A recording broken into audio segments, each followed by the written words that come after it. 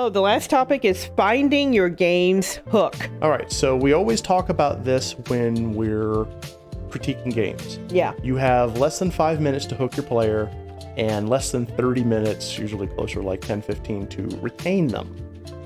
And it's very important that your game has some kind of hook, something that gets the player into the game and makes them want to play the game. Yeah. So we're going to start with a video by a fantastic YouTube channel you've probably heard of called Extra Credits. And they have a little video on hooks, tutorials, and rewards. And we're going to kind of stop and talk about things as we go ahead with it. So, shall we? Yes, let's go ahead and show it because I really like this video that he put out. This was a good one. It's a good one. This is a good one. And if you're a fan of Extra Credits, that's fantastic. If not, follow their channel. Their channel is awesome. Yeah. Here we go. So many great games never get noticed because they're great 10, maybe 20 hours in. And with literally hundreds of games coming out every day, we can't afford that. In the first 10 minutes, games have to grab the player, teach them how to play, and get them wanting to come back. I do like the way that they say that. 10 minutes would be everything, but I'd say 5 minutes to get your attention. Yeah, I stick with that. I stick with 5 minutes for attention grabbing too. Yes. Now, that's not the same as teaching them how to play in rewards. I agree with the 10 minutes, but if you, within 5 minutes starting that game, don't have your player's attention, you've already lost them. This first experience is vital to your game's success, yet it's a part of game design that's often not given the time it deserves. Unless it's a critique game by Studio Blue, then we slam it down your throat. It's true. So today, we're going to talk about the components of a well-designed new player experience. Also, we're going to be talking a lot during this video so we don't get slammed with a copyright strike. A Yeah. good new We're player transforming experience here. consists of 3 pieces: the hook, the tutorial, and the reward. That's it. That is it right That's there. the 3. The hook, the tutorial, and reward. That is your formula right there. If you follow that formula, your game is going to grab your player's attention 10 times out of 10. Yep, and they're going to continue playing it until they get so deep into it that they're not going to put it down. Right. It's people who do the slow burn storylines where it's like a wall of text talking about how the Imperial Kingdom of Kingdomness was beaten by the forces of light or the forces of darkness or whatever. People who go and do that are losing their players because we've seen the text scrolls. Yeah, We've seen them. We've seen Star Wars. We know how these slow burn games start. You know, people like Final Fantasy VI got away with the opening to Narsh. You know, that whole opening because it had never been done before. Nowadays, Final Fantasy VI would not do well with its current start. No, it wouldn't. It's Not at too all. slow. So, you know, you need to, bam, grab attention. You don't have to always go in media res, by the way, guys. You don't have No, to. you don't. And yeah, Burke, absolutely. Introduce your loop.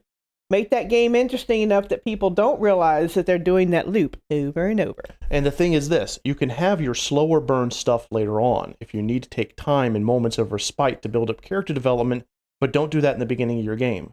Hit hard, hit hard, hit hard. All you game developers out there who love throwing your games at everyone, if your game starts with the prince late, you know, getting off the boat saying it's a misty morning, I gotta go do a thing, that's not gonna work. That's boring. Yeah, it's not a book. It's not a movie. The hook is just that, the part that grabs the player, the part that makes the player know, even if they know nothing else, that this is cool, that this is something they want to experience more of. Now, we've talked a lot about building hooks in other episodes. Okay, so this is actually the most important thing in the world. The this is cool part, while subjective, is an undeniable thing. You have to make them think this is cool. That's all part of the user experience. Right. And it's you knowing what your target audience is. Your target audience for one game isn't going to find that hook as interesting as your target audience for the other. If you know what your audience is, if you know who you're targeting to be the players of your game, you'll know what type of hook to use. Exactly. A Yeah. cinematic hook like the Star Wars text scroll is going to appeal to certain people. Mhm. The cinematic hook of the bombing mission Right. in Final Fantasy VII Remake or Final Fantasy VII OG is going to appeal to certain people. In other words, know your audience. That'll help you develop your hook. You can check those out right here. So in this episode, we're going to talk about the different types of hooks. The most common types are mechanical hooks, narrative hooks, and visual hooks. Very good. Mechanical hooks are things like the first Dracula fight in Symphony Yes. of the Night. That's a very good That is a example very of a good- mechanical hook. Yeah, you start the game, and the next thing you're playing the last episode of Rondo of Blood. Yeah. So that is a very good way to start a game. Richter is dropped off at the very end of the very last episode, right before fighting Dracula. You have a "What is a man but a miserable pile of lines" speech, which is meme-worthy. Yeah. Then you have a fight against Dracula Form 1 and Dracula Form 2. You can't lose because Maria comes and saves you if you lose all your health. And then the real game begins after you beat Dracula. Brilliant But way. how cool is that to launch into the game and you get to fight Dracula? Yeah, because since Symphony of the Night is a sequel to Rondo of Blood, Mm-hmm. why not start with the end of the first game? Great idea. As Yeah. the player jumps into the game, they immediately get to do something exciting, big, and epic. Mm-hmm. Something Yeah. that feels just like how they'd hoped the game would feel from looking at the box art. Quick note about box art, right? Yeah, let's talk about the box art. Man, I cannot overstate how important it is to use box art as a hook, as an attention grabber. Yes, it needs to look really cool, but also it needs to reflect what your game is about. What is the core idea of your game? Yes. So for those of you who are designing digital-based games like on Steam, do not have the first screenshot they see be your title screen. Yeah. Have it be what your box art would be if your game was being sold as a physical copy. Yes. So that is a huge thing. Now, I can't go into the nuts and bolts of designing good cover art in like the few minutes we have, but have a really good artist design your box art, then have another piece of artwork be your title screen. Mm-hmm. Separate them two. Separate the two. Separate the two. Here, the player is hooked by something they do, something that shows them that the mechanics of the game can give them the moments they crave. Just make sure your player lives through your mechanical hook, unless, of course, you're Dark Souls. Well, no, actually, I gotta disagree with him. I know he's making a joke, Mhm. but the fact that you die in the opening parts of Demon Souls and Dark Souls is actually a mechanic. They're teaching you something. They're teaching you that you die really easily in this game. It's okay. Yeah, Burke, art does it. It is one of the better ROIs of your game project. 100%. Yes, that is the visual Mm-hmm. UX that you're looking for. Yes, 100%. So yeah. And I like what Wrath said. Use default castle RN as your title screen. I know he's making a joke. He's making a joke. But here's the thing, though. If your box art is your hero posing with the sword of awesomeness, and he's high-fiving his dragon, that's cool box art. Yeah. Then your title screen could be like the sword of awesome in the ground with like birds in the background because it's in the glade of mystery. That kind of thing. Then there's the narrative hook. This can be as simple as, "Are you a bad enough dude to rescue the princess?" to something as mysterious and complex as the opening of Xenogears. Thank you for mentioning that. Thank you for mentioning that. Yeah, let's talk about that opening of Xenogears. Okay, so Xenogears is, unlike Xenosaga, yeah. Xenogears has an amazing opening. Yes, it because does. Xenogears shows you what the hell's going on. You're on a ship, and suddenly all hell starts breaking loose as Deus activates. It's very like, the fuck's going on? Yeah. And you get this feeling that it is a huge deal, a world-ending style disaster, an apocalypse to the people on this spaceship. And they crash onto the planet, and then Ellie, Sophia, stands up and has the tear in her eye as she stares at the remains of humanity. Yeah. It's a great opening. Very, very powerful. Very powerful, and I don't mind that right afterwards, I have Faye in the starting village getting ready for his best friend's wedding. I actually don't mind, because at that point, I've already been hooked into what the hell's going on. Yeah. The problem with Xenosaga's opening, oh boy, as much as I love the Xenosaga series, is that it's none of that. It's literally it's they got that very brief moment where Dr. Mizrahi is in the desert and discovers the Zohar. Yeah. And that doesn't give you enough after the 10 minutes, because it's following 10 minutes of Shion booting up Cosmos into the simulator. That's the problem, is if they had stopped with the desert sequence where the Zohar was revealed, and then Cosmos boots up and has a quick check, and then you're fighting around the tutorial battle, Xenosaga 1's opening would have been a lot better.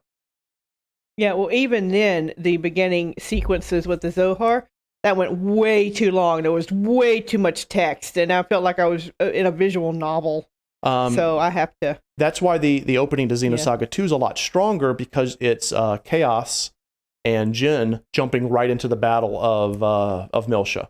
Yeah. Of second Milsha, whichever one it is. They jump right into that fight. That's why Xenosaga 1's opening is kind of, well, Xenosaga 2's was better. Xenogears is still the best. All right, moving on. Yeah, It BG, it just was like has to give 2 the hours player to get enough going. context to what's happening on the screen that they're invested and won't feel adrift when we drop them into the tutorial. Lastly, we have the visual hook. Ever have a moment early in a game where your breath is taken away by what you're seeing? That is the visual hook.